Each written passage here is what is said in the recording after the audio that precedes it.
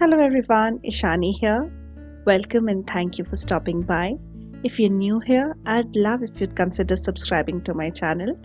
For today's project, I'm featuring a digital image by Cute as a button stamps and design.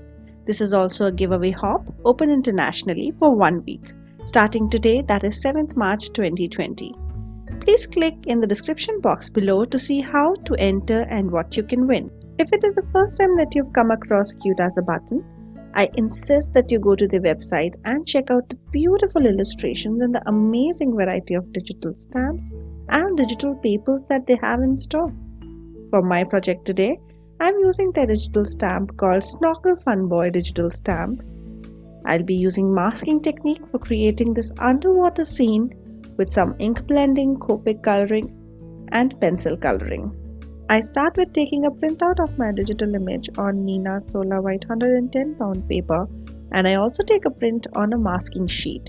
If you haven't done this before, I cannot recommend this enough. It is perfect way to mask your digital images and the print comes nice and crisp even on the masking sheet.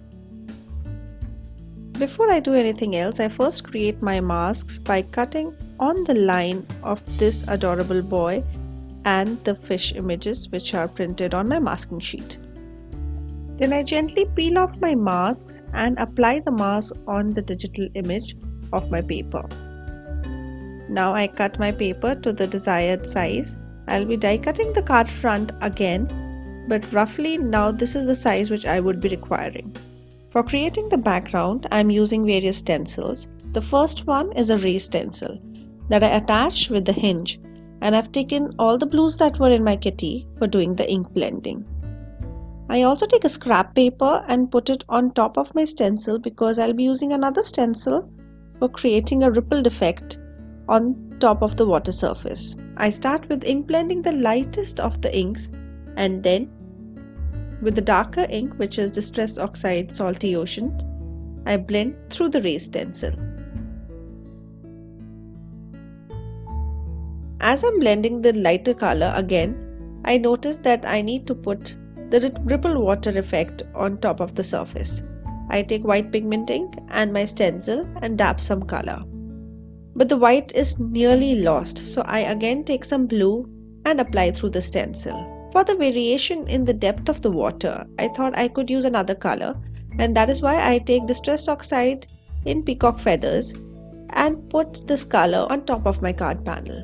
Then I continue with salty oceans and blueprint sketch, which is a darker blue for the depth of the sea.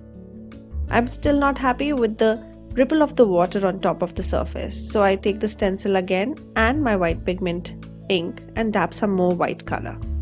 I take the raised stencil and put the white pigment ink through it also, and for more texture I sprinkle some water and blot it with the paper towel. Now is the reveal time. Let's take off the mask and see how it is. The mask did a great job. Now let's create an underwater scene with this underwater plant stencil. I take a darker ink and with ink blending brush, I create these plants around my corals, using the leftover masks to protect the digital image. As I look closer, I see there are nooks and crannies which need to be filled, and I take pencil colors similar in the color of my ink blending and fill in the color wherever there is a white gap left. Now that the background is ready, let's color the image. I'm using Copic colors for coloring, and along with that I'll be using pencil colors. I'll speed up my coloring and also have the colors that I'm using put up on the screen for you to check.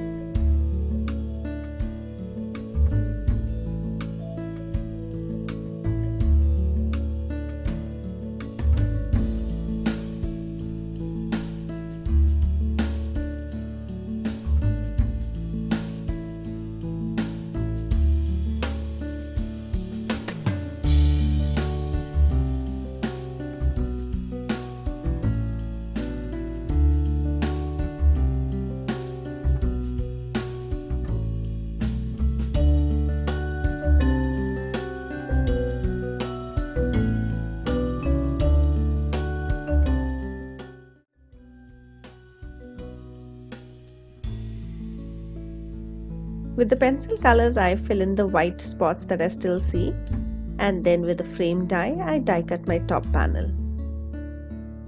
I'm using glossy accents for adding more interest to the snorkeling goggles. With a white gel pen, I color the little bubbles which are all around my scene. And now that I'm happy with my panel, I mount it on an A2 size top folding note card with foam tape. And I use the die cut which says awesome at the bottom of my top panel. I'm really happy with how the card turned out, and I'm thankful to Francesca Lopez for sending me this adorable adventurous boy. I hope you would check their website and also take part in the giveaway and hop along for more chances to win. Do not forget to check the description box. I'm also linking the products used in the description box and the links to my social media accounts. Hope you'll stop by and check my work.